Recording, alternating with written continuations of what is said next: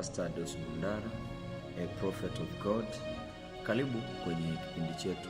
Tulikuwa na wakati mzuri of course wa kujifunza, lakini sasa changamoto kidogo tulipata kwenye issue ya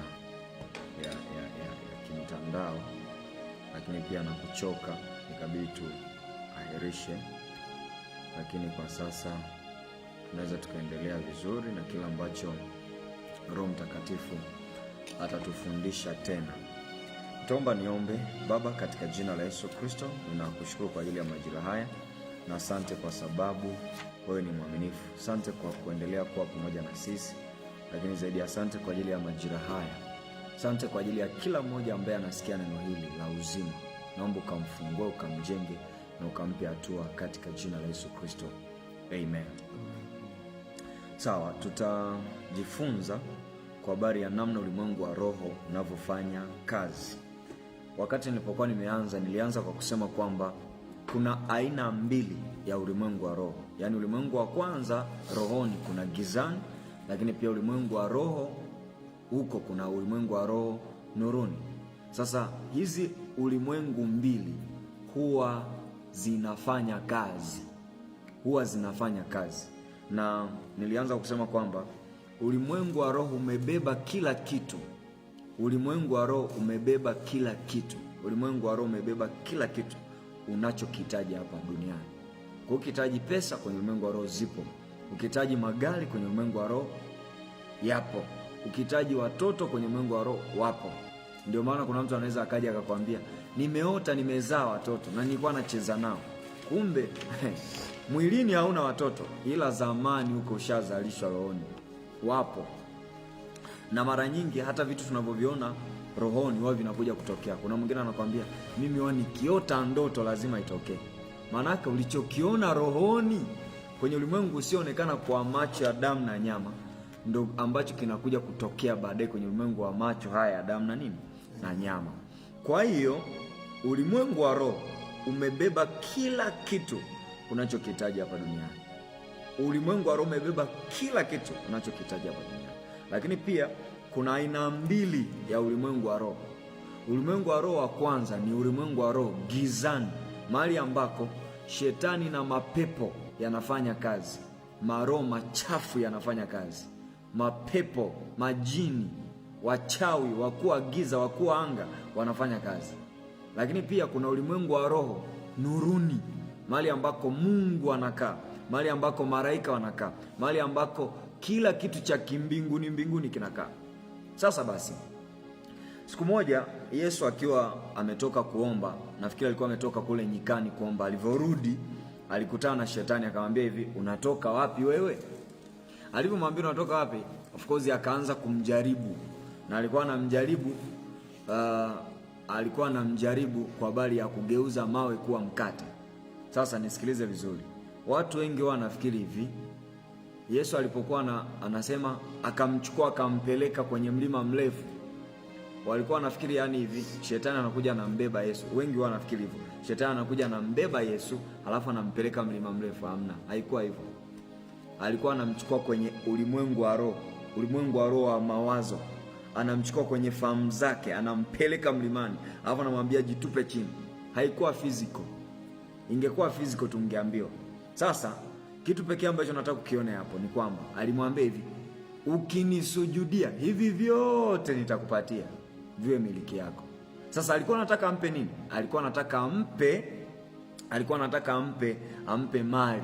Sasa niulize, shetani ni mtu au sio mtu? Sio mtu, ni roho. Mungu ni mtu au sio mtu? Ni roho. Kwa hiyo kama Mungu ni roho na shetani ni roho, tunaweza tukaona kwamba shetani kama roho ana utajiri, ana mali, ana kila kitu. Maana yake kwenye upande wa giza utajiri upo. Ndio maana kuna watu wanaenda kwa waganga wanapata nini? Pesa, wanatajirika kwa sababu shetani ana mbinu zake. Lakini pia Mungu yupo. Anasema kwamba mimi siwezi kusujudia, na kuna mahali kwenye Zaburi nafikiri sura ya 20 na ngapi pale? Sura ya 24 nafikiri. Zaburi 24. Anasema mbingu anasema nchi na vyote vijazavyo ni mali ya nani? Ya Bwana. Dunia na wote wakao ndani yake. Maana umeweka misingi yake juu ya bahari na juu ya mito ya maji alithibitisha. Unaona hicho kitu anachokisema? Kwa hiyo tunaona hata Mungu anazo pesa. Kwa muda mwingine hata shetani akija asikulingishie, Mungu anazo na anaweza akatupa. And I prophesy to you, Mungu akupe fedha nyingi katika jina la Yesu. Sasa turudi hapa kwamba kwenye huu ulimwengu wa giza sasa, tukisoma kwenye kitabu cha Waefeso sura ile ya 2 na mstari wa 1 na wa 2, maandiko yanasema hivi: nanyi mlikuwa wafu kwa sababu ya makosa ya dhambi zenu ambazo mliziendea zamani kwa kuifuata kawaida ya ulimwengu huu na kwa kumfuata mfalme wa anga, roho yule atendaye kazi sasa katika wana wa kuasi. Roho yule atendaye kazi sasa katika wana wa kuasi. Nataka uone jambo moja. Waefeso sura ya 2 mstari wa 1 na wa 2. Hili neno linazungumza kwamba anafanya kazi ndani ya wana wa kuasi. Maana yake nini? Watu wote unaowaona hapa duniani, wengine sio watu. Nilizungumza hii sentence kwamba sio kila mtu unayemuona hapa duniani ni mtu. Kuna watu sio watu, ni mapepo, ni majini. Ndio maana unasikilizaga habari kwa wale ambao wanafungua huduma, wanakwambia kabisa kuna agenti, kuna agenti kutoka wapi? Kuzimu. Ili ukimwangalia ni binti mlembo mmoja kisu, ila ukilala naye huyu unaacha kibali chako, unaacha utajiri wako, nyota yako inaenda, kila kitu ulichokuwa nacho, mpaka nguvu ya asili ndani yako inachukuliwa. Unakuwa mweupe kopo kasha. Na kwa watumishi wa Mungu ambao aliwahi kukuta na hiki kitu, yani kama aliwahi kulala na mtu aina hiyo, nilikuwa nasikiliza ushuhuda wa mtu mmoja anaitwa Archbishop Benson Idahosa.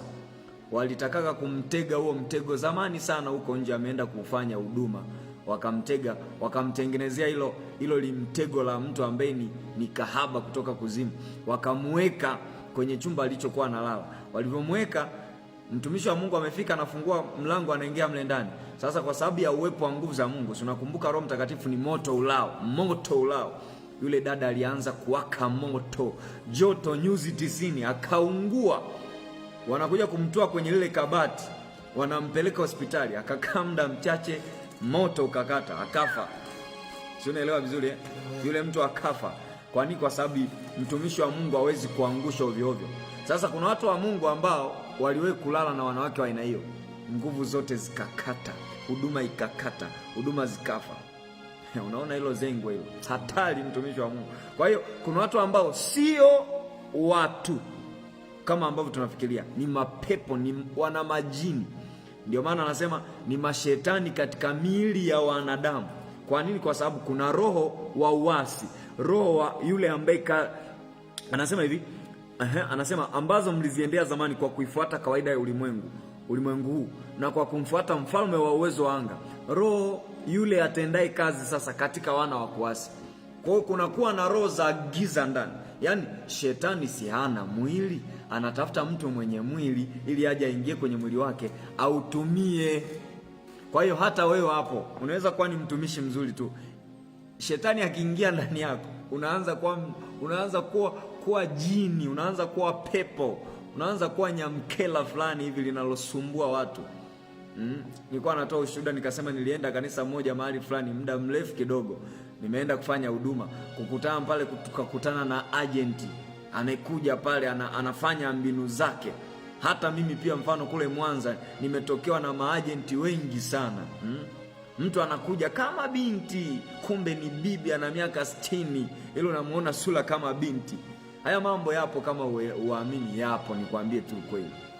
Ulimwengu wa roho unafanya kazi namna hiyo. Sasa basi, nisiende deep sana huko kwa sababu hilo sio somo langu leo, kuzungumzia kwa habari ya miungu. Hiyo miungu ya shetani, mapepo hayo ambaye anakaa kwenye miili ya watu. Hilo sio somo langu leo. Lakini nachotaka uone ni kwamba hapa duniani lazima ufahamu ulimwengu wa roho unavyofanya kazi, ndio utaishi maisha ya matokeo. Nilianza kusema kwamba ulimwengu wa roho una kila kitu unachokihitaji. Sasa tuanze kwenye ishu ya uumbaji wa Mungu. Mungu aliumbaje? Sikiliza vizuri. Kwenye kitabu kile cha Yeremia sura ile ya 4, Yeremia sura ya 4 na ule mstari wa 19 mpaka mstari wa 31. Sasa kitu pekee ambacho nitakusisitiza tu haya maarifa tunayojifunza yashike sana, kwa sababu ndio msaada pekee ambao utakusaidia kutoboa kwenye ulimwengu wa roho. Uone unavyofanya kazi ulimwengu wa roho, alafu ufanikiwe kwenye ulimwengu wa mwili.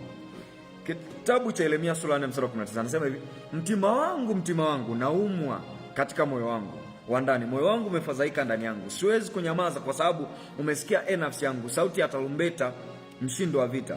Uangamivu baada ya uangamivu umetangazwa, kwa maana nchi yote imeharibika, hema zangu zimeteketezwa. Kwa maana nchi yote imeharibika, hema zangu zimetekwa nyara. Ghafla na mapazi yangu katika dakika moja, nione bendera hata lini na kuisikia sauti ya tarumbeta? Kwa maana watu wangu ni wapumbavu, hawanijui, ni watoto waliopungukiwa na akili, wala hawana ufahamu. Ni wenye akili katika kutenda mabaya, bali katika kutenda mema hawana maarifa. Sasa nisikilize vizuri. Kuna ulimwengu wa roho ambao unahitaji tu maarifa ili ufanye kazi. Unahitaji maarifa yako ili ufanye kazi. Lakini pia kuna ulimwengu wa roho wa giza ambao nao unahitaji maarifa ya giza ili ufanye kazi. Sasa wengi wana ujinga, ndio maana hata katika kufanikisha mambo mengi ya rohoni tunakuwa tunashindwa. Kwa nini? Kwa sababu hatuna maarifa rohoni. Tunawezwa na shetani, tunawezwa na giza.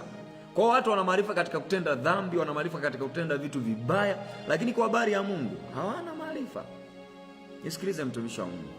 Mungu yuko hivi, anataka utoke kwenye ujinga, upate maarifa, ili maarifa yakusaidie. Na maneno mfano kama ujinga, upumbavu sio matusi. Yaani ni vile tu hujui cha kufanya, ndio maana tunakuita mjinga. Mjinga ni mtu ambaye hajui nini cha kufanya. Lakini pia mpumbavu ni mtu ambaye inawezekana ana maarifa kidogo, lakini hatendi sawa sawa na ambavyo anapaswa kutenda. Kwa hiyo pata maarifa. Anasema watu wana akili, hawana akili. Amesema kama waliopungukiwa na akili wala hawana ufahamu. Ni wenye akili katika kutenda mabaya, bali katika kutenda mema hawana maarifa. Sasa ulimwengu wa roho ni moja kati ya jambo jema ambalo unapaswa kulifahamu, na unapaswa kujua namna ambavyo ulimwengu wa roho unafanya kazi.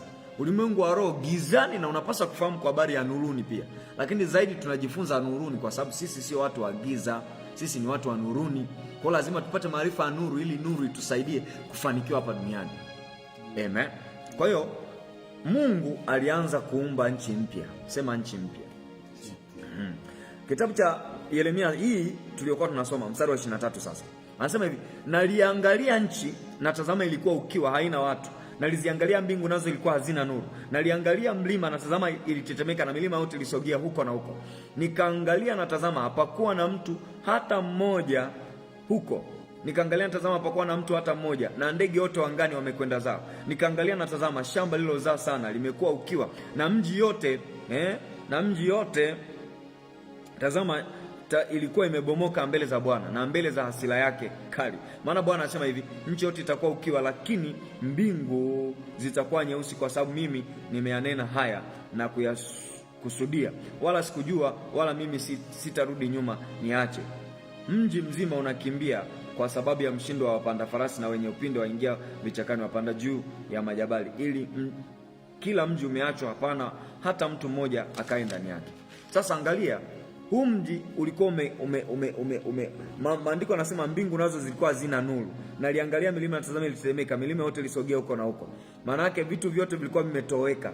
Ndege walikuwa hawapo. Sio, unaelewa vizuri? Wametoweka, vyote vilikuwa vimetoweka. Umeona? Vyote vilikuwa vimetoweka, havikuwepo.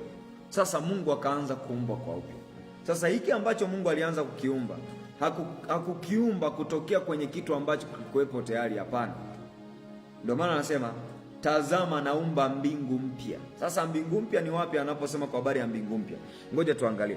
Kitabu cha Isaya 43 mstari wa 19. Angalia hapo. Isaya 43 mstari wa 19. Utaona ili neno analolisema hapa, anasema jambo zuri sana. Isaya 43 mstari wa 19. Anasema jambo zuri sana. Maana yake kuna vitu ambavyo havipo sasa hivi mwilini, ila rohoni vipo. Na inabidi sasa wewe mtu wa rohoni uviumbe. Wewe mtu ambaye ni roho uviumbe vitokee. Na vikishatokea basi ufanikiwe. Maandiko yanasema hivi, Isaya 43:19. Anasema hivi, na hapa sasa ndipo tunapoanzia somo letu la namna ulimwengu wa roho unavyofanya kazi. Anasema hivi, tazama nitatenda neno jipya, sasa litachipuka. Je, hamtalijua sasa? Nitafanya njia hata jangwani na mito ya maji nyikani. Na nikwambie tu siri, Mungu anaposema hakuna gumu lisilowezekana. Hakuna gumu lisilowezekana kwa Mungu. Hakuna neno gumu lisilowezekana kwa Mungu. Kweli, yani hakuna kisichowezekana mbele za Mungu. Mambo yote kwa Mungu yanafanyaje? Yanawezekana.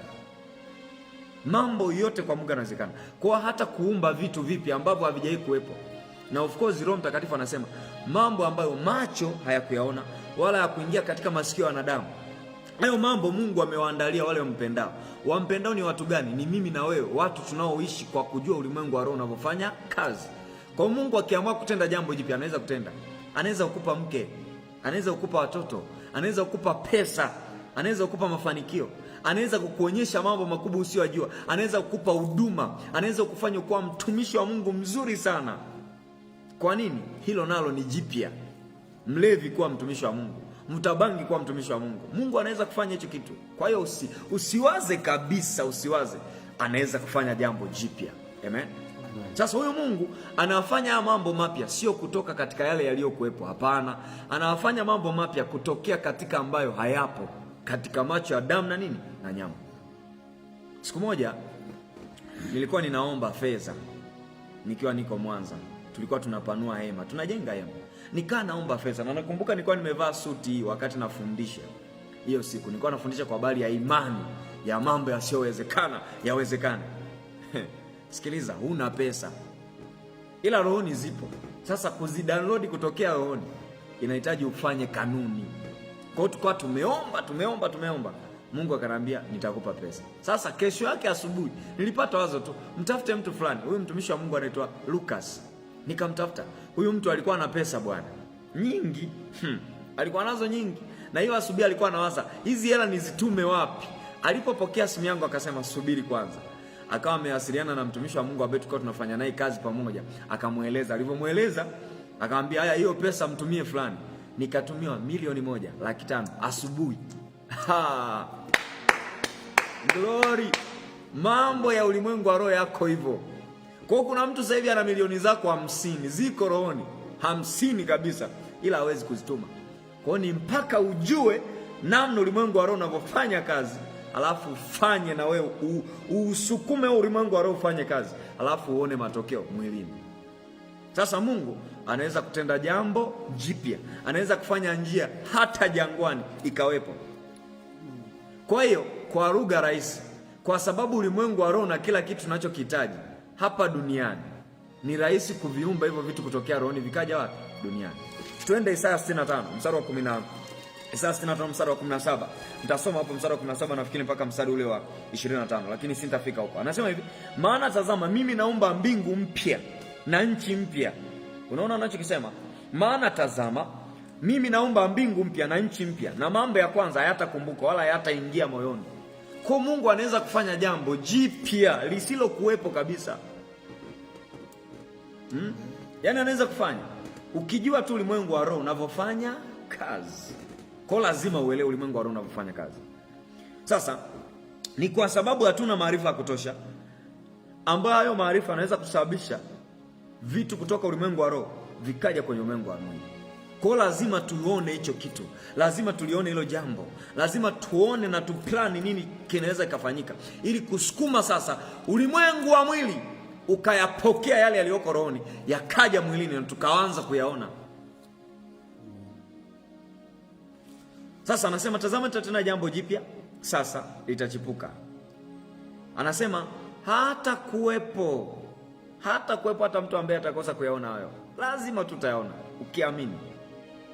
Sasa kutokuwepo kwa jambo husika haimaanishi alipo mwilini au rohoni. Mfano sasa hivi huna kitu fulani haimaanishi hicho kitu hakipo.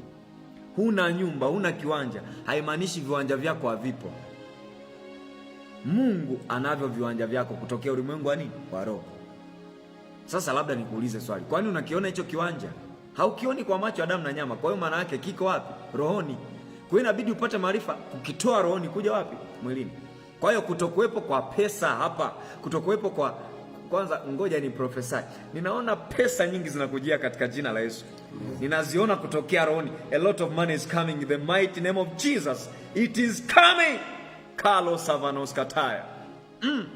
Naelewa vizuri eh? Zinakuja. It is coming to you. Sasa anasema hivi, Kutokuwepo kwa jambo hapa mwilini haimaanishi kwamba halipo rohoni. Ni swala la wewe tu kuamini ulimwengu wa roho unavyofanya kazi ili ukuletee hivyo vitu vije kwenye maisha yako. Wakorintho wa pili sura ya 4 mstari wa 13. Wakorintho wa pili sura ya 4 na ule mstari wa 13. Maandiko yanasema hivi, Wakorintho sura ya pili mstari wa 4 na ni sura ya 4 mstari wa 13. Wakorintho sura ya pili sura ya 4. Wakorintho wa pili sura ya 4 mstari wa 13. Wakorintho wa pili sura ya 4 mstari wa 13. Anasema hivi, Wakorintho wa pili sura ya 4 mstari wa 13. Anasema hivi, lakini kwa kuwa tuna roho ile ile ya imani, kama ilivyoandikwa, naliamini na kwa sababu hiyo nalinena. Sisi nasi tuamini na kwa sababu hiyo twanena. Kwa hiyo unahitaji imani ya kuamini ulimwengu wa nini? Wa roho, kwamba upo na hivyo vitu vipo, ili sasa ukishaamini uanze kusema, ukiyataja yale yasiyokuwepo mwilini ambayo yapo rohoni yatokee wapi? Mwilini. Si umeelewa hiyo? Yaani hivi, unapaswa kuamini. Ukishaamini ulimwengu wa roho upo na unafanya kazi, na ukaamini unavyofanya kazi, uamini, uanze kuomba, na kwa sababu ya imani yako hiyo uanze kuamuru vitu vilivyoko rohoni vitoke rohoni kuja wapi? Mwilini. Maanake kama ni magari yaje, kama ni pesa zije, kama ni mke, watoto waje, kwa sababu wote wapo. Yaani swala tu la kudownload kutokea wapi? Rohoni. Ila haitokei mpaka umeanza kuamini na kuanza kusema. Amen. Sasa tunaenenda kwa imani. Wakorintho wa pili sura ya 5 mstari wa 7. Maandiko yanasema hivi, maana twanenda kwa imani si kwa kuona. Twaenenda kwa imani si kwa kuona. Na swala la imani ni jambo la kiroho. 5:7. Wakorintho wa pili 5:7. Swala la imani ni jambo la kiroho. Ndio maana imani inaweza kukuambia hivi, utaolewa mwakani, utaoa mwakani, utapata ndoa mwakani, alafu wewe unasema mbona hata sioni dalili. Ila imani imetangulia mbele, imeona kwa habari ya ndoa yako. Imani imetangulia kesho yako, imeona kwa habari ya mafanikio yako. Imani imetangulia kesho kwa habari ya pesa zako. Can you see that? Manake faith is the spiritual eyes. Imani ni kitu cha kiroho kinachoona kesho yako kabla hujaona kwa macho ya damu na nini? Ya nyama. Sasa Mungu hana kitu ambacho tunakiita ubaya ndani yake. Anatuwazia mema hata katika mawazo yake. Kwani kwa sababu ndani yake hata hana ubaya. Manake Mungu anachokiona rohoni ni chema tu. Na nisikilize, wewe sio wa gizani na upasi kuamini ulimwengu wa giza hata siku moja. Nitakufundisha vitu baadaye uko utaelewa. Upasi kuamini ulimwengu wa giza hata siku moja. Unapaswa kuamini ulimwengu wa roho tu, ambao ni nuru, sio gizani. Ukiamini gizani utaanza kuwa mchawi, utaanza kuwa mganga, utaanza kuwa mpiga ramli kama wapiga ramli wengine, na utaanza kuiacha kweli ya Mungu. Ndio maana tunakufundisha kwa neno la Kristo, ili imani ya neno ingie ndani yako, anze kuamini neno. Amini neno la Bwana. Hii itakusaidia sana. Kwa hiyo Mungu hana mbegu mbaya ndani yake. Ndio maana hata yeye yuko rohoni, lakini hayuko rohoni gizani. Yuko rohoni nuruni. Na Mungu haje kuhama. Kitabu cha Yohana sura ya 1 mstari wa 1 hadi wa 5 anasema hivi, hapo mwanzo kulikuwako neno, naye neno alikuwa kwa Mungu, naye neno alikuwa Mungu. Naye ndani yake ndimo, pasipo yeye kufanyika chochote kilichofanyika. Ndani yake ndimo limokuwa uzima, na ule uzima ulikuwa nuru ya watu, nayo nuru yang'aa gizani, wala giza halikuiweza. Yesu anajitambulisha kitabu cha Yohana hicho sura ya 8 mstari wa 12 anasema mimi ndimi nuru ya ulimwengu. Lakini pia sura ya 9 mstari wa 5 anasema mimi ndimi nuru ya ulimwengu. Yeye ni nuru. Kwa hiyo kwa Mungu hakuna giza hata kidogo, hakuna giza. Na nikupe tu siri kwamba huko rohoni huko hawashirikiani. Yaani Mungu rohoni nuruni hashirikiani na shetani rohoni gizani, hashirikiani. Mungu rohoni nuruni hashirikiani na shetani rohoni gizani. Kila mmoja anafanya kivyake vyake.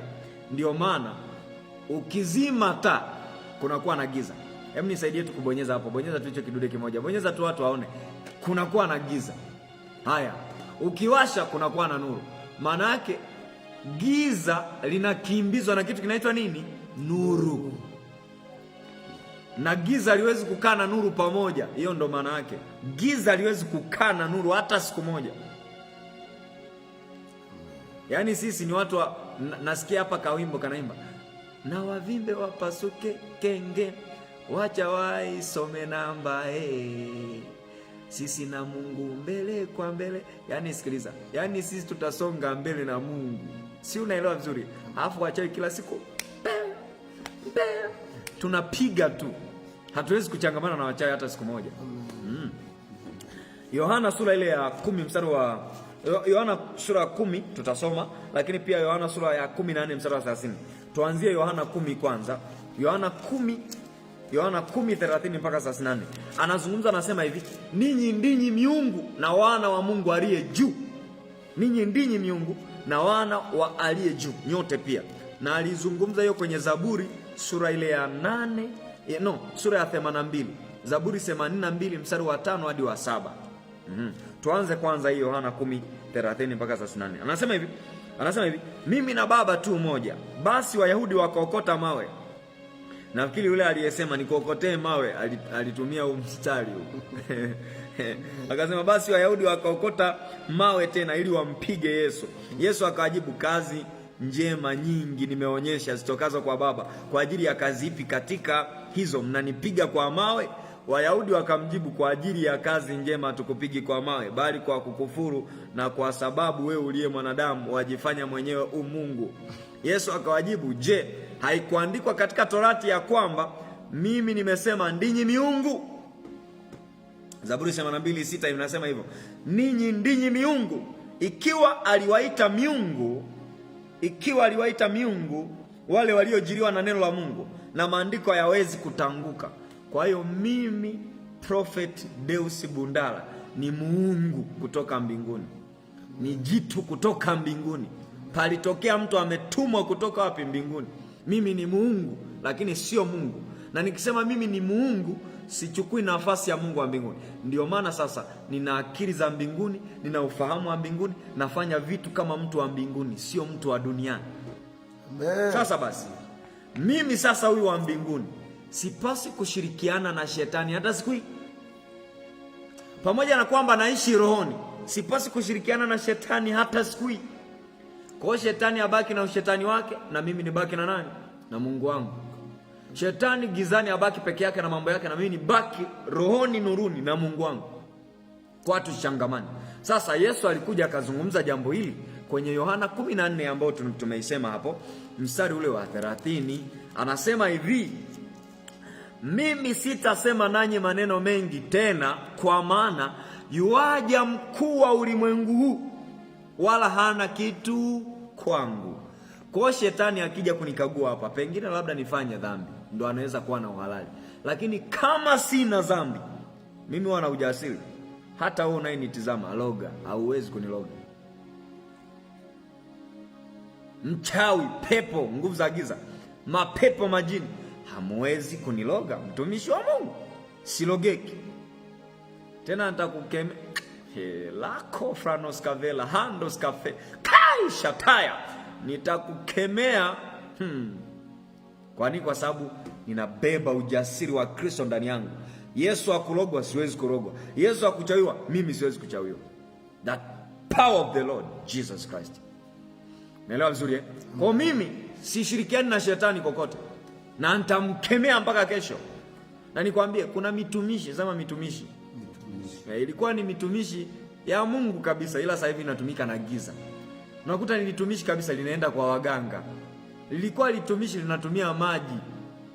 linatumia maji ya uchawi ya maiti kufanya huduma. Watumishi wa Mungu, tuko nyakati za mwisho sana, tunapaswa kuwa makini mno. Kuna watu ambao wanatumika na giza totally. They are being used by the devil himself to snack individuals whom have created by God. Watu wameumbwa na Mungu wanatumiwa na giza. Ngoja nikutajie labda dalili kidogo. Ukianza kumwona mtu yuko nuruni, yuko ulimwengu wa roho gizani, ukianza kumwona anaenda kwa waganga, ukianza kumwona anaanza uzinzi, maskendo hayaishi, huyo tayari ameshachukuliwa na shetani. Hata kama unajua kuna kuanguka ndio, lakini sio kuanguka kule mtu anatenda dhambi dhambi kila siku. Hapana, haipaswi kwa hivyo. Wewe sio shetani. Mwache shetani aendelee kuzini, wewe usizini. Kwa ukikuta mtu hivyo, na maandiko yanasema hivi, mtawajua kwa nini? Kwa matendo yao. Mtawatambua kwa matendo yao. Kwa hiyo wewe ukianza tu kuwa mzinzi, ujue umeshaenda gizani kwa shetani. Wengine mialama, mara ni pete. Hayo yote ndo maalama yenyewe. Na sio kwamba labda kila pete ni ya shetani, hapana, sijasema mtumishi wa Bwana. Ila kuna pete ukianza kuziona anavaa pete 7 kidole kimoja, unajua tu hao mapepo kutoka kuzimu. Limkufu likubwa na limsalaba mbele, mtu limsalaba likubwa, jua tu mapepo. Huyu mtu sio wa kawaida. Yesu hakuwa anavaa hata misalaba, nikwambie tu kweli. Msalaba alioubeba ni ile siku anaenda wapi? Goligota, na aliuacha pale. Sasa wewe kila kitu, watu hata yani tutakujua tu kwa matendo yako. Unatoka kwenye neno, mtu unakuwa ufundishi tena neno, unakuwa ukemei dhambi. Yani unaweza kuwa na mtenda dhambi unaye na unafanya kazi naye na analala hata na watu wako na niishie hapo. Mtanisema vibaya.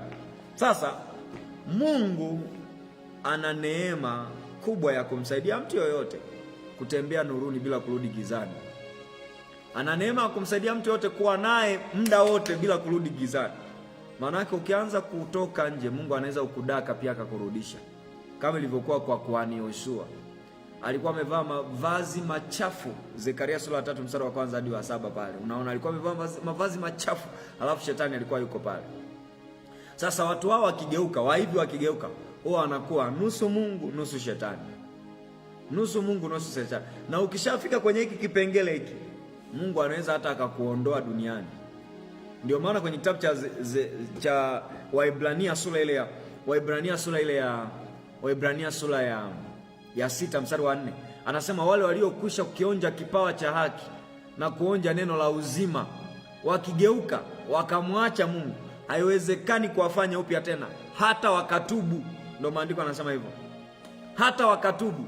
Kwa hiyo mtu aliyegeuka, si anasema kwenye Mathayo hapa, nafikiri ni Mathayo sura ya 7 mstari wa 21 pale, watu hawa wananiita kwa midomo tu Bwana Bwana, lakini ni watu ambao wameshageuzwa na shetani, wameshakuwa watumishi wa shetani. Anasema hivi, si kila mtu aniambiaye Bwana Bwana atakayeingia katika ufalme wa mbinguni, bali ni yeye afanyie mapenzi ya Baba yangu aliye mbinguni. Wengi wataniambia siku ile, Bwana Bwana, hatukufanya unabii kwa jina lako kutoa pepo, na kwa jina lako kufanya miujiza mingi?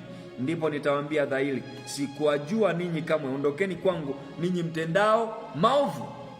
Na maovu ni mambo gani? Mlianza kula kondoo, mlianza kuzini, mlianza kuiba, mlianza kwenda kwa waganga, mlianza kutumia uchawi kwenye huduma, mkawa nusu Mungu nusu shetani. Yaani unataja kabisa kwa jina la Yesu, lakini jina la Yesu lenyewe ni la shetani. Msimzalilishe Mungu. Mnataja jina. Kuna mtu kwenye Biblia alikuwa anaitwa mchawi, lakini ana jina inaitwa Baali Yesu. Baali Yesu. Huyo mtu Baali Yesu huyo, na alikuwa na jina la Yesu kabisa. Kwa sio kila mtu anayesema Yesu ana Yesu kweli. Yesu wetu kimsema tu Yesu, unasikia shataya huko, mapepo yanapiga kelele mno. Sasa mtu anaita Yesu hata akitokei chochote. Giza hilo, mapepo, uchawi. Kwa yote haya mambo haya unayoyasikia hapa ni mambo ya ulimwengu wa nini? Wa roho. Sasa nikutie moyo kwamba hapa duniani hapa tunaishi na mapepo kabisa, mashetani tunaishi naye. Kitabu kile cha waraka wa kwanza ya Yohana sura ya 5 mstari wa 19. Anasema hivi, waraka wa kwanza ya Yohana sura ya 5 mstari wa 19. Tuanzie tu mstari wa 18. Okay, tusome mstari wa 19 peke yake. Anasema tuajua ya kuwa sisi tu wana wa Mungu, na dunia yote pia hukaa katika ule muovu. Yaani sisi ni watoto wa Mungu, ila dunia tunayoikalia hii inakaa katika muovu, shetani. Kwa hiyo huwezi kupinga namna hiyo kwamba tuko na shetani hapa duniani. Tuko naye. Na inawezekana leo, usiku wa leo, yani sasa hivi ni saa ngapi hapo mtumishi wa Mungu? Simu yako inasoma saa ngapi? Sasa hivi ni saa kama sio saa 10 labda saa 9. Saa 10 dakika 27. Saa 10 na dakika 27. Sasa angalia, huu ni usiku, inawezekana kabisa ni usiku saa 10 na dakika 27. Kumbe kuna mapepo yamekuja yamelala na wewe. Si unakaa na shetani? Yanapata mlango, hujaokoka mtumishi wa Bwana, hujaokoka. Okoka hapo ulipo, ili hao mapepo yasio yanakuja kucheza na wewe. Yakija akalala na wewe unaisha. Yanazini na wewe unaamka boxer imechafuka. Kumbe ulifanya mapenzi na mapepo. Ulimwengu wa roho huo. Yanalala na wewe ukiwa umelala. Kwa hiyo adui, mfano sasa kwenye haya mambo yote, Wengi tu of course tunamhofu shetani na muda mwingine sasa tunajikuta tunaogopa, ila sikiliza nikutoe mashaka kabisa.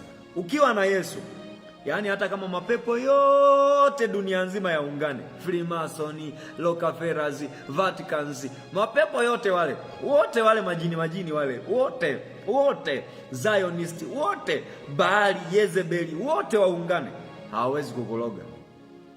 Ukiwa na Yesu tu, ukiwa umeokoka una Yesu ndani yako, hawezi kukuloga. Sasa sikiliza vizuri. Shetani ili akupe ataki, akushambulie, huwa anaruhusu vitu vitatu. Anaruhusu cha kwanza hofu, cha pili anaruhusu mashaka, cha tatu anaruhusu uoga. Hivi vyote vinaweza vikakupata na ukaanza kuogopa. Kwa mfano, Warumi 8 mstari wa 15. Warumi 8 kwa habari ya hofu. Warumi sura 8 mstari ule wa 15. Warumi 8 mstari wa 15. Anasema hivi. Warumi 8:15. Anasema hivi. Kwa kuwa wote wanaoongozwa na Roho, hao ndio wana wa Mungu. Mstari wa 14 huo. Alafu mstari wa 15 anasema, kwa kuwa hamkupokea tena roho ya utumwa iletayo hofu, bali mlipokea roho ya kufanywa wana, ambayo kwa hiyo twalia Aba, yaani Baba. Twalia Aba, yaani Baba. Hatujapokea roho ya oga. Kwa mimi simwogopi shetani na mapepo yake na mawakala yake, simwogopi. I am very bold before the devil. Yaani niko na ujasiri mbele za shetani. Haniwezi kwa namna yote. Na we hata kuweza katika jina la Yesu. Amen. Haya, kwa habari ya mashaka, Ufunuo sura ya 3 mstari wa 17. Ufunuo wa Yohana 3:17. Ufunuo wa Yohana 3:17. Ufunuo wa Yohana 3:17. Ufunuo wa Yohana 3:17. Ufunuo wa Yohana 3:17. Ufunuo wa Yohana 3:17. Ufunuo wa Yohana 3:17. Nasema hivi, kwa kuwa asema mimi ni tajiri, umejitajirisha wala sina haja ya kitu, nawe hujui akuwa wewe umnyonge na mwenye mashaka na maskini na kipofu. Mashaka. Lakini pia Warumi 3:16. Warumi sura 3 mstari wa 16. Warumi sura 3 mstari wa 16 anasema hivi. Warumi sura 3 mstari wa 16 anasema hivi. Uharibifu na mashaka yamo njiani mwao. Mashaka yamo ndani ya watu. Yakobo sura ile ya 5 nafikiri. Yakobo 5 mstari wa kwanza. Ukisema hapo Yakobo sura ile ya 5, Yakobo 5 hapo utaona Yakobo 5 ule mstari wa 10 mstari wa kwanza, by the way. Yakobo sura ya 5 mstari wa kwanza anazungumza, anasema hivi. Yakobo 5 mstari wa kwanza anasema hivi, basi enyi matajiri lieni mkapige yowe kwa sababu ya mashaka yenu yanayowajia. Sasa shetani anaweza akaleta mashaka. Wewe ni tajiri, Yakobo 5:1. Wewe ni tajiri lakini una mashaka. Sasa ukianza kuona mashaka, ujue ni adui analeta vitu, anataka kukushambulia. Hofu, mashaka. Lakini jambo lingine ambalo shetani wanaleta ili kutaka kukukamata sasa, akuharibu, uanze kuwa mtu wa giza, uanze kuwa uoni, ni analeta woga. Woga, Yohana 14:27. Yohana mtakatifu 14:27. Yohana, kitabu cha Yohana sura ile ya 14 mstari wa 27. Yohana 14:27 anasema hivi. Yohana 14:27 anasema, amani na wachieni, amani yangu nawapa, niwapayo mimi, sivyo kama ulimwengu utoavyo. Anasema msifadhaike mioyoni mwenu, wala msiwe na woga. Kwa hiyo woga ni kitu ambacho upaswi kuwa nacho. Sasa kinyume cha woga ni kuwa na nini? Na ujasiri. Kuwa na ujasiri. Kinyume cha kuwa na mashaka ni kuwa na imani. Kinyume cha kuwa na hofu ni kuwa na ile tunaita hofu ya Mungu au imani ya kumwamini Mungu. Unajua kumcha Mungu. Ucha Mungu ndio unaondoa hofu zingine zote. Unaleta hofu ya Mungu kweli kweli ndani yako. Sasa ukiwa unamhofu Mungu, Mungu atakupa kujiamini. Anakupa imani, inaanza kukua ndani yako, unaanza kumwamini yeye. Lakini pia Timotheo wa pili sura ya 1 mstari wa 7.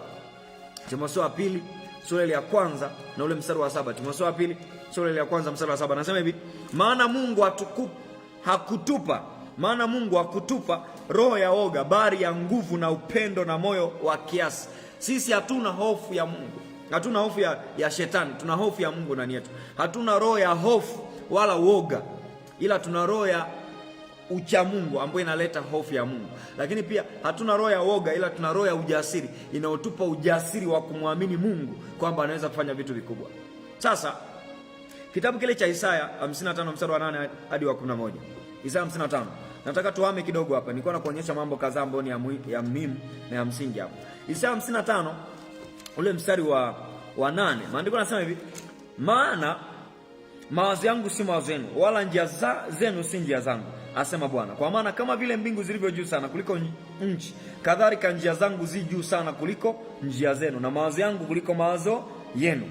Kwa hiyo njia za Mungu anapoamua kufanya vitu, anafanya kwa ukubwa sana. Ndio maana tunajifunza kwa habari ya ulimwengu wa roho. Ujue ulimwengu wa roho. Ujue ulimwengu wa roho unavyofanya kazi, sawa? Ujue ulimwengu wa roho unavyofanya kazi ili utumie, ukupe matokeo. Kwa hiyo jambo hili la ulimwengu wa roho ni zuri sana. Sasa Mungu alipoanza kuumba vitu, alianza kuumba vitu kutokea ulimwengu usioonekana. Hilo ndio jambo la msingi, unapaswa kuliandika pia. Mungu alipoanza kuumba vitu, alianza kuumba vitu kutokea kwenye ulimwengu usioonekana. Alianza kuumba vitu kutokea kwenye ulimwengu usioonekana. Ulimwengu usioonekana. Ulimwengu usioonekana. Tuliona Yeremia sura 4 mstari wa 23, vyote vilikuwa vimetoweka. Mwanzo 1 mstari wa kwanza hadi wa 31 hapo. Utaona kwa habari ya uumbaji wa Mungu. Vyote alivyokuwa anaviumba kuanzia kwenye kitabu cha Mwanzo pale, tunaona vilikuwa ni vitu ambavyo havipo kwenye ulimwengu wa macho ya damu na nyama. Sasa tusome Mwanzo 1 mstari wa kwanza hadi wa 3. Maandiko yanasema hivi: hapo mwanzo Mungu aliziumba mbingu na nchi. Nayo nchi ilikuwa ukiwa tena utupu, na giza ilikuwa juu ya uso wa vilindi vya maji. Roho ya Mungu ikatulia juu ya uso wa maji. Mungu akasema, iwe nuru. Nuru ilitokea. Kwa macho ya damu na nyama nuru ilikuwa haipo, ila aliposema nuru, nuru ikafanyaje? Ikatokea. Aliposema mwanga, mwanga ukafanyaje? Ukatokea.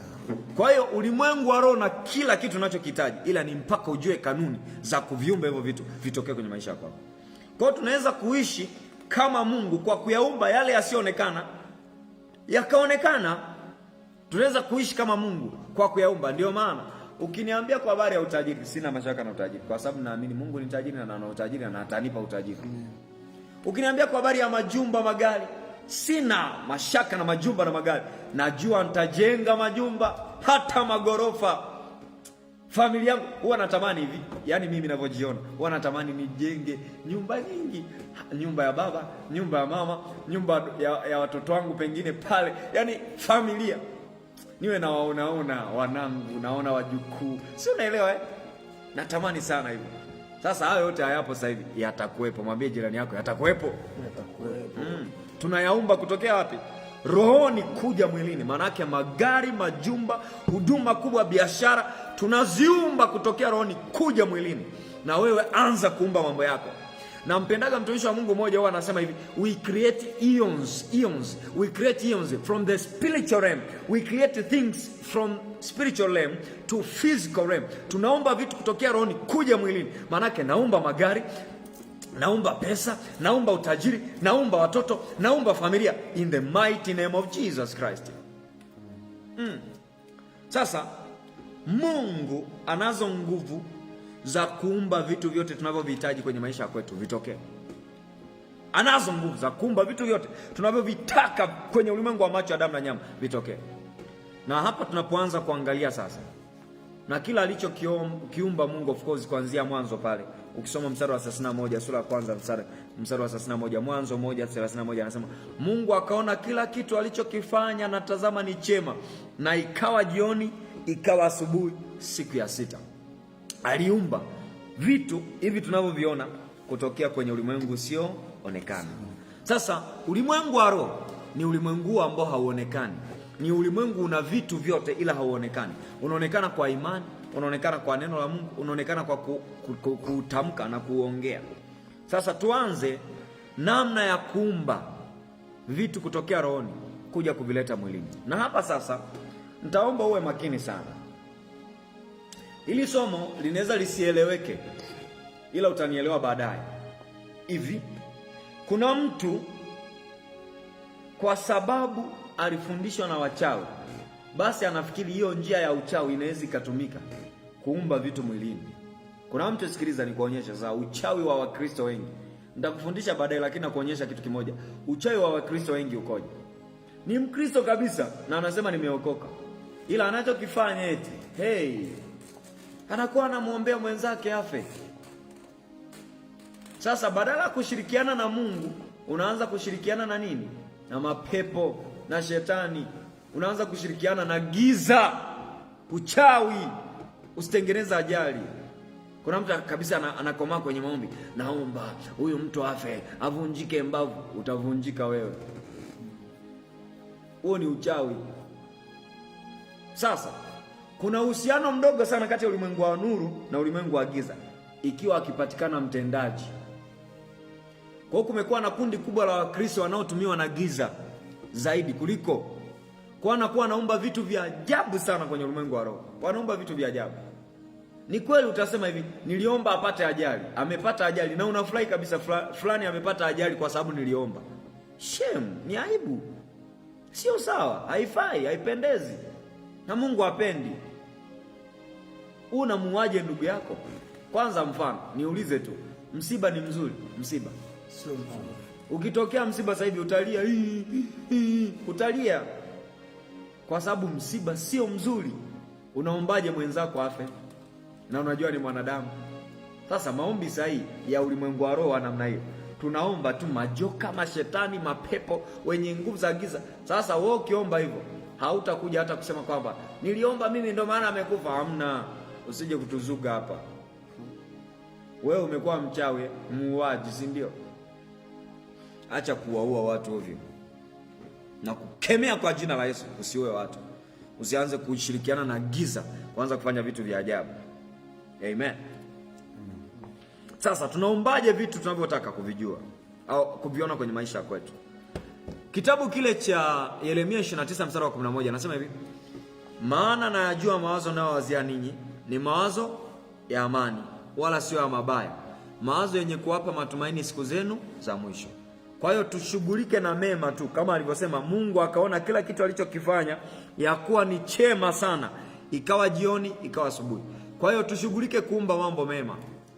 Umba biashara, umba uchumi, ombea taifa liende vizuri, ombea maraisi, ombea uchumi wa taifa, ombea biashara za watumishi wa Mungu, ombea huduma za watumishi wa Mungu, ombea makanisa, ombea wachungaji, ombea kazi, ombea pesa, ombea hayo mambo. Hayo mambo ndio ambayo Mungu anataka tuyaombee. Sio unaanza kusema na wakanyaga na mkanyaga fulani na unamtaja na jina. Alafu sasa Mungu anachokifanyaga, unayemuombea afe, ndio anaendelea kunenepa ili uendelee kupata wivu zaidi. Anaendelea kupendeza. Na kuna muda anaweza kuwa anapita mpaka na gari kwako ili umuone tu uendelee kuumia sasa, ili uendelee kuwa mchawi zaidi kwa kupata uchungu na kuendelea kumwombea mabaya. Kuna mtu mmoja aliimba hivi: ombea adui yako aishi siku nyingi, ili unapobarikiwa ajionee kwa macho baraka ambazo Mungu ameweka juu. Ombea adui yako, usimwombee mabaya, muombee mazuri. Baba, mfanikishe mtumishi wako, mpe hatua kwenye huduma, mpe hatua hata kama ni adui yako. Na of course nikwambie tu ukweli, usiishi maisha ya kuwa na maadui. Utageuka kuwa mchawi kwa kuombea mabaya kila siku na kuanza kushirikiana na mapepo. Usiwe na adui. Mimi hapa mchungaji hapa sina adui. Sina adui. Sina, na sitarajii kuwa nao. Kwa sababu nikiwa naye adui atanitesa. Muda wote nitakuwa namuwaza. Nikimwona moyo unalipuka kama bomu. Kuna watu wana mioyo ya namna hiyo imejaa. Akimwona fulani anasikia moyo unataka kuchomoka.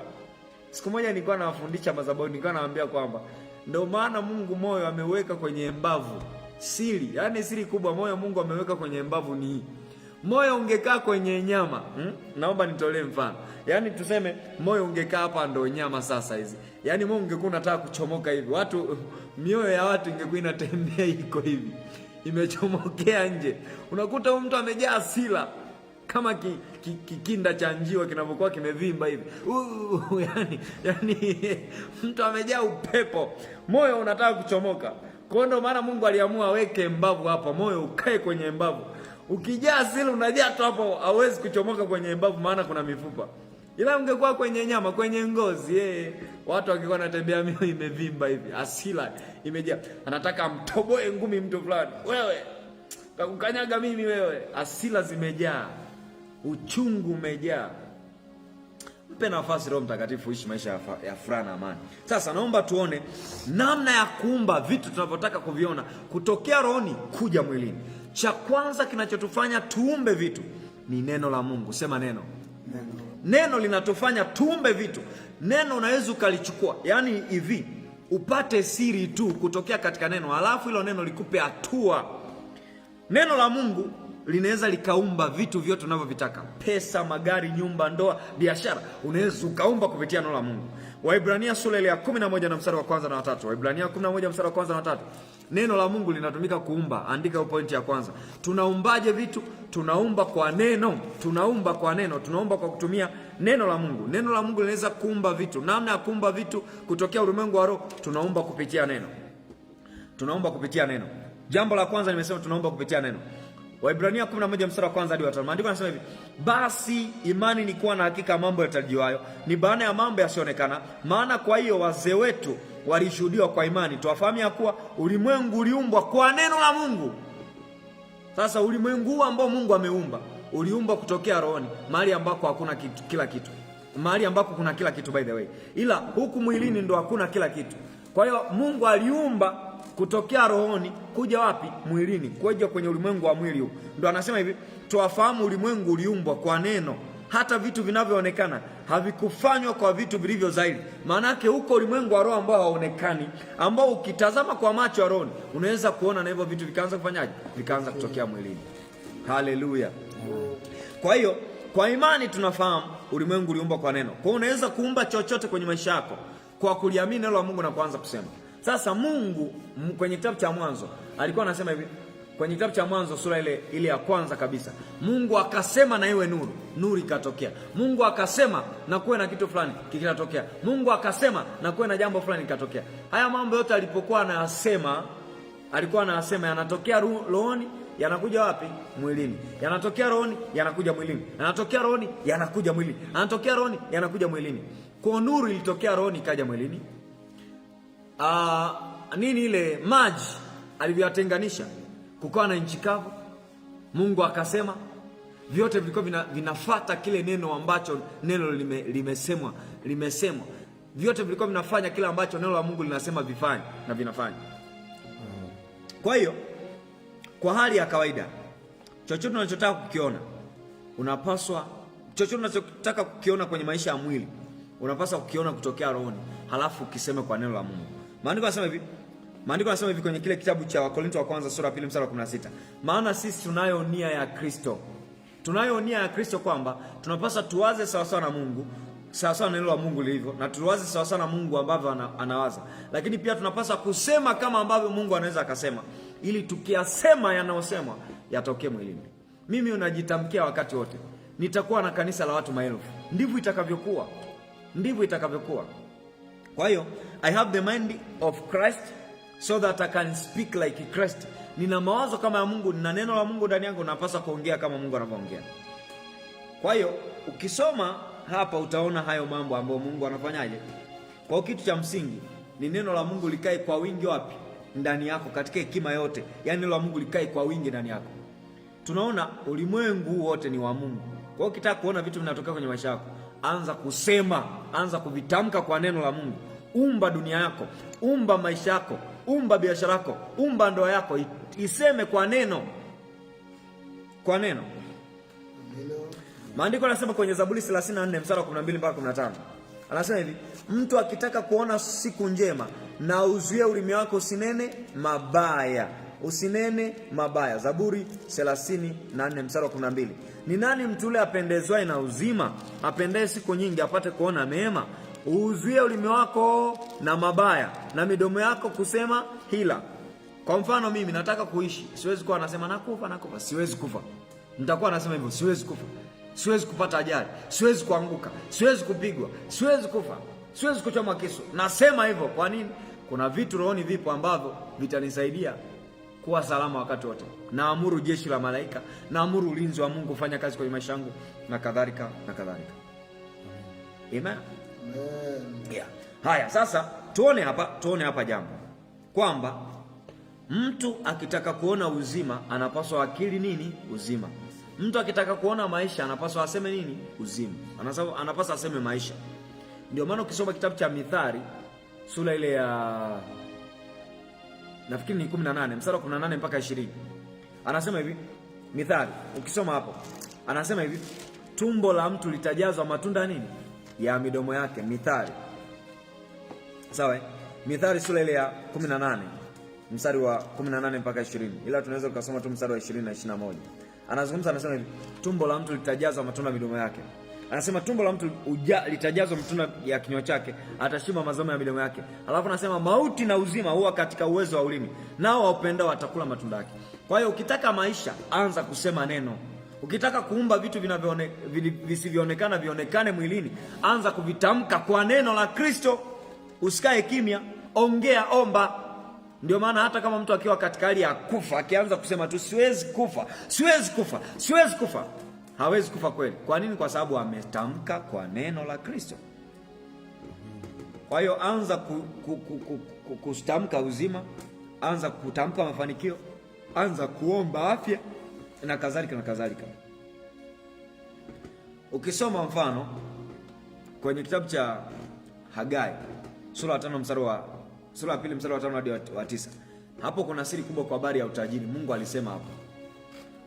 Ndio maana anasema kwamba bado kitambo kidogo tutatikisa hizo mbingu na nchi na ardhi. Alafu vitu vyote vinavyotamaniwa na mataifa vitakufuata wewe. Kwa kuna namna ambayo unaweza kufuatwa na vitu kwa kuvitamka, kwa kusema. Kwa hiyo neno ni mbegu isiyoharibika. Kwa hiyo napaswa niseme. Zaburi 33 mstari wa 4, mstari wa 6 na mstari wa 9. Zaburi 33 mstari wa 4, wa 6 na wa 9. Maandiko yanasema hivi, kwa kuwa neno la Bwana linaadili na kazi yake yote huitenda kwa uaminifu. Alafu mstari wa 6 anasema, kwa neno la Bwana mbingu zilifanyika na jeshi lake lote kwa pumzi ya kinywa chake. Kwa neno linaweza kuumba chochote.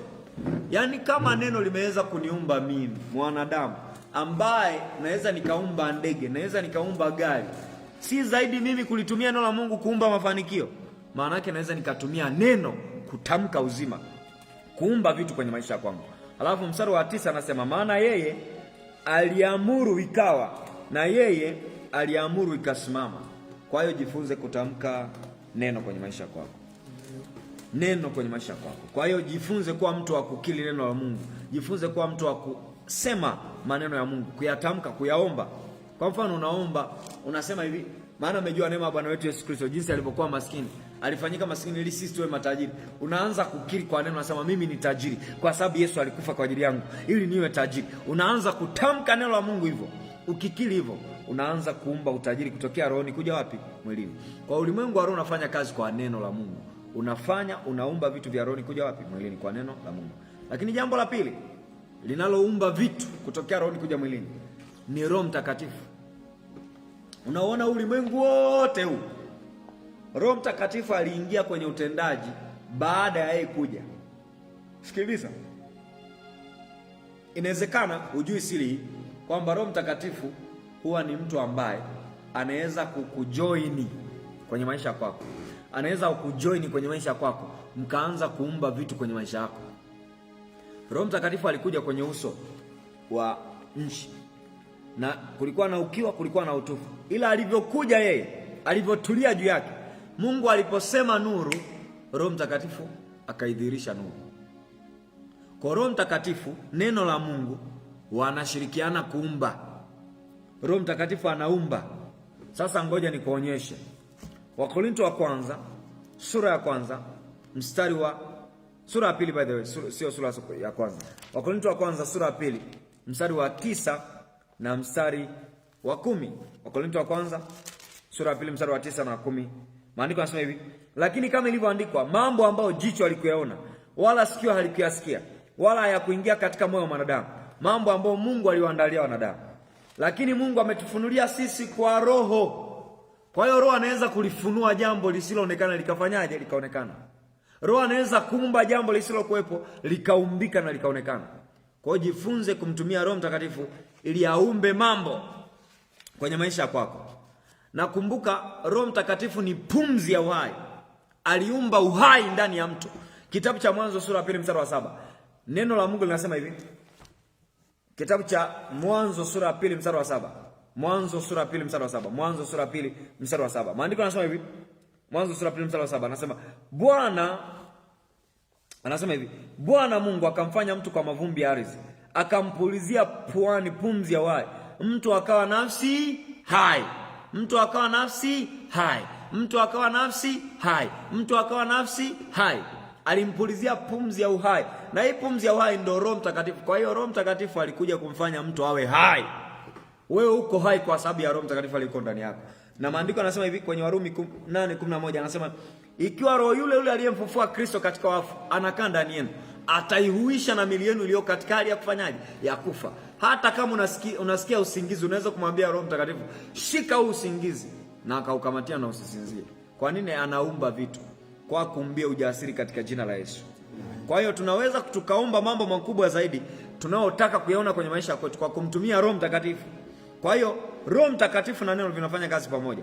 Ndio maana Mungu haikuwa inamchukua muda mwingi kuumba. Alikuwa tu anasema, akisema neno, Roho Mtakatifu anaingia kazini kuumba. Kwa hiyo Roho Mtakatifu ni roho ya uumbaji.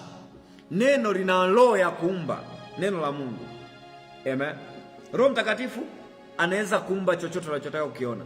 Unaweza kumwambia niumbie mke wangu mzuri, akamuumba, akamleta, akamchonga, akamleta, na amekamilika kabisa. Jambo la tatu ni imani. Imani inatumika kuumba vitu. Imani, faith. Imani inatumika kuumba vitu. Kwa hiyo imani inaweza kukufanya ukaumba vitu kwenye maisha yako. Imani inaweza kukufanya ukaumba mambo kwenye maisha yako. Kwa mfano, ninaamini nitakuwa na mke. Huyo mke siko naye sasa hivi, ila kwa imani nitaoa, nitakuwa na watoto, nitakuwa na huduma. Ninaamini hivyo. Kwa hiyo unapaswa kuamini. Amen. Amen. Unapaswa kuamini.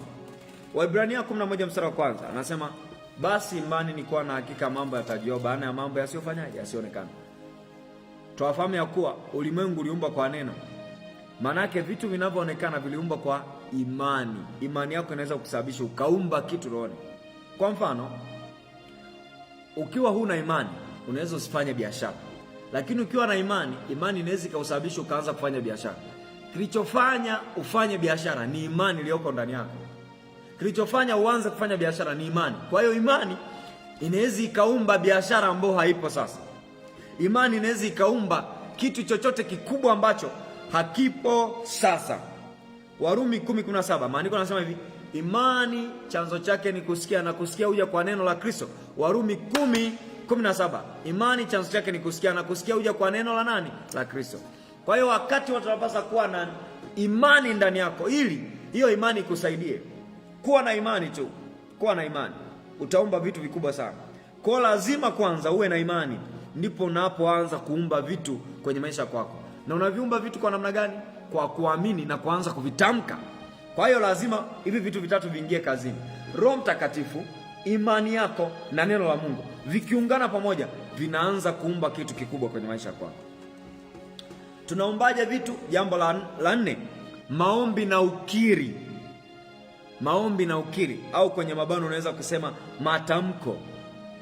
Zamani nilikuwa nasikia hivi, kulikuwa na watu ambao akikwambia hutaishi wewe kesho, siku ya mwisho, kweli kesho ufiki.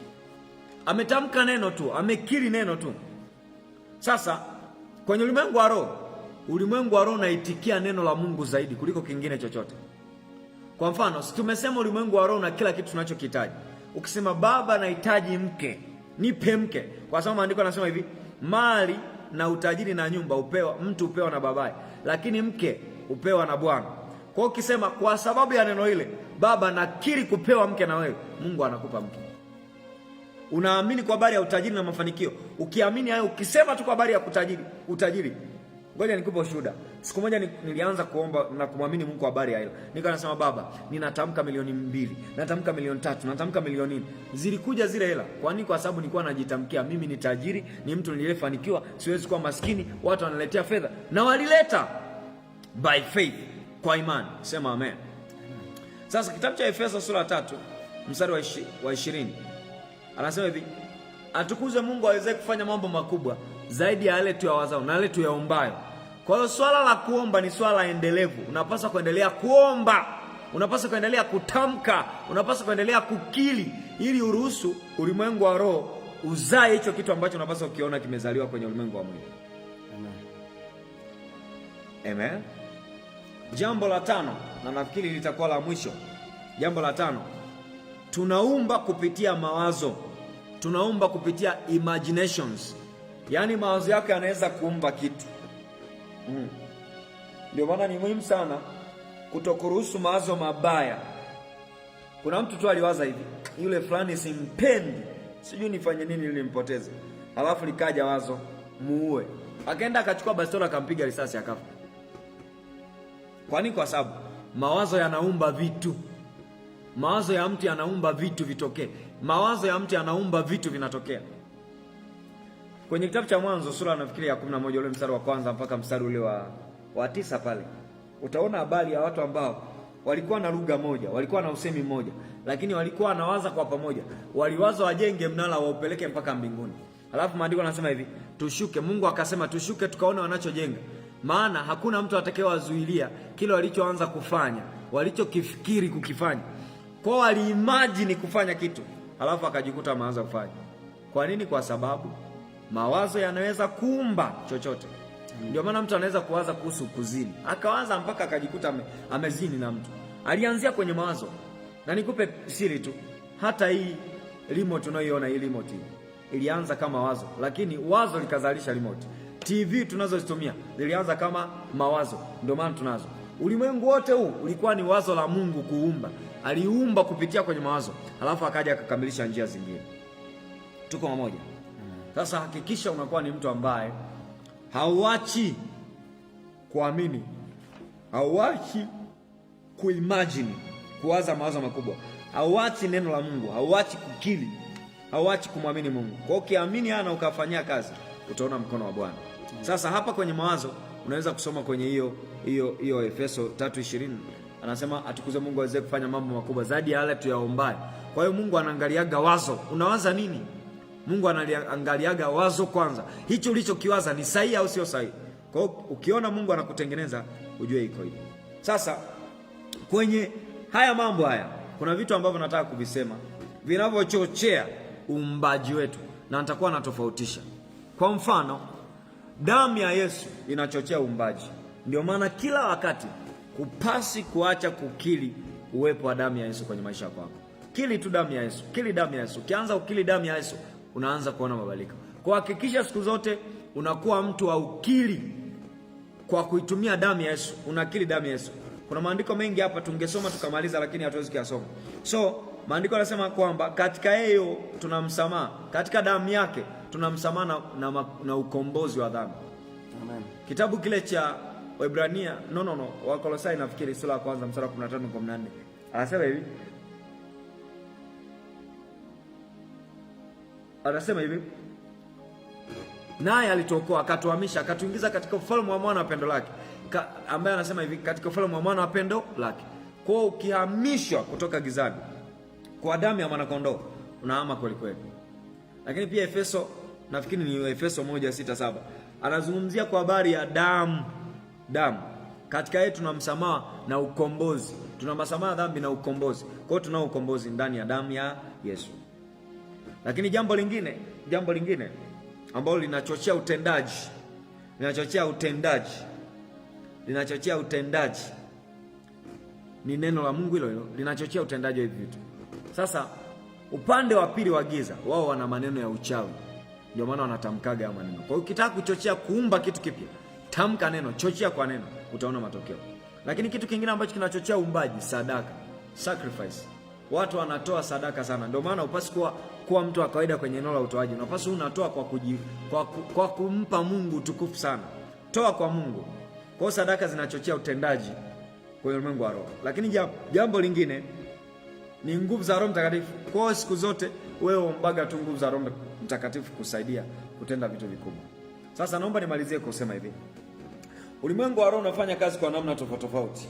Ila sisi watu tulioko nuruni, usije ukachanganya hata siku moja ukaanza kufanya vitu vya kiganga. Naomba nilizungumza hili jambo kama jambo la mwisho. Nilipanga kulisema ila naomba liwe la mwisho. Iko hivi. Wakristo wengi wana kitu tunachokiita sign and token.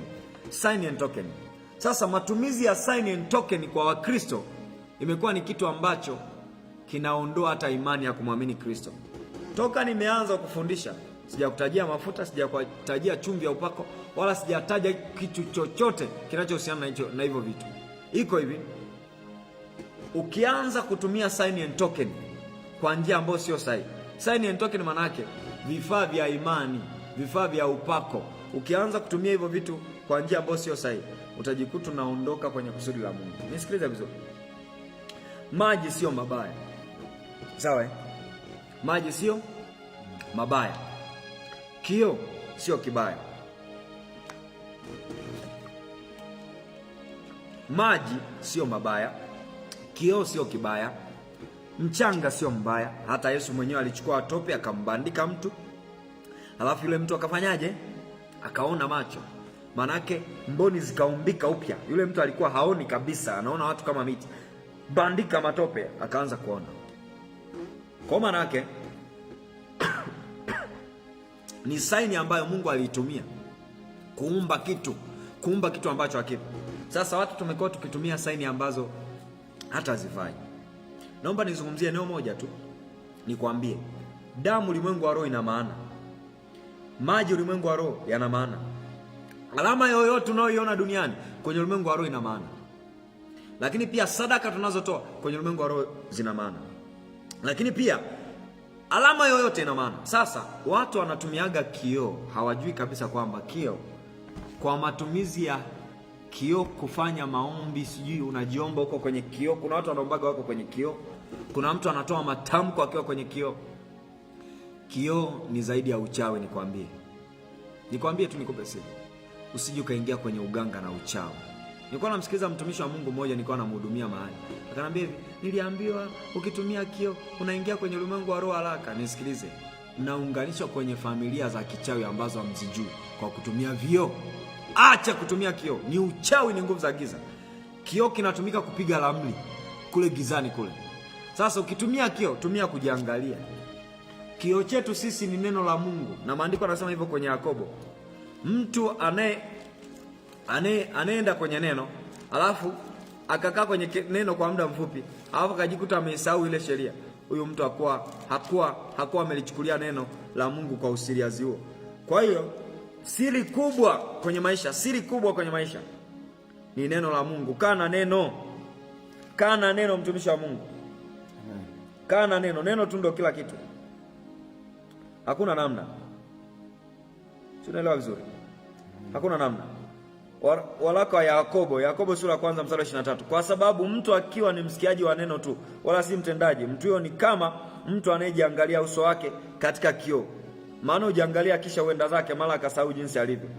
Kwa hiyo kioo ni kitu ambacho kinaweza tu kusaidia kujitazama na kuona sura yako, lakini usitumie kioo kwa uchawi. Yaani ukianza unasema na waona wachawi kwenye kioo, unaanza kujiunga uchawi. Kioo chako ni neno la Mungu. Neno la Mungu ndio kioo tosha.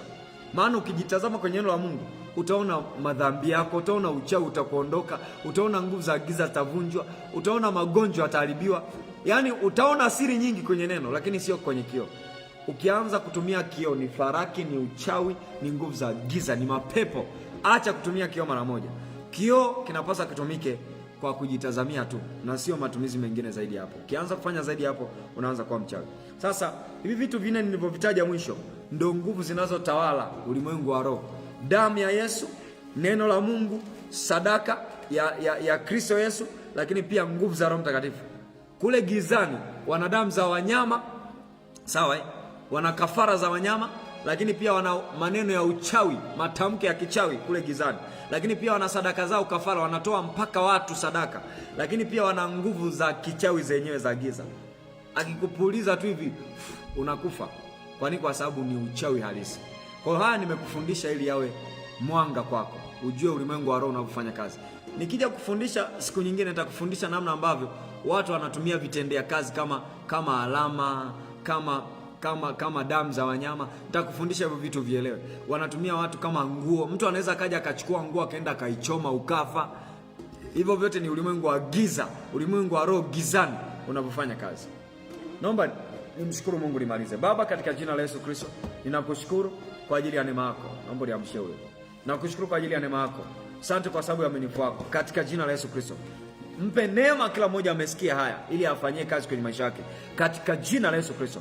Ninafungua fahamu zao waliokuwa wamefungwa na nguvu za giza, nafungua akili zao waliokuwa wamefungwa kwa mamlaka ya jina la Yesu Kristo. Hawatashindwa na giza, hawatashindwa na mapepo, hawatashindwa na ushirikina, hawatashindwa na nguvu za giza kwa jina la Yesu, hata zikasababisha wakahama kwenye kusudi la Mungu, katika jina la Yesu Kristo na kwa nguvu za Roho Mtakatifu. Amen. Mungu akubariki, tukutane wakati mwingine. Amen.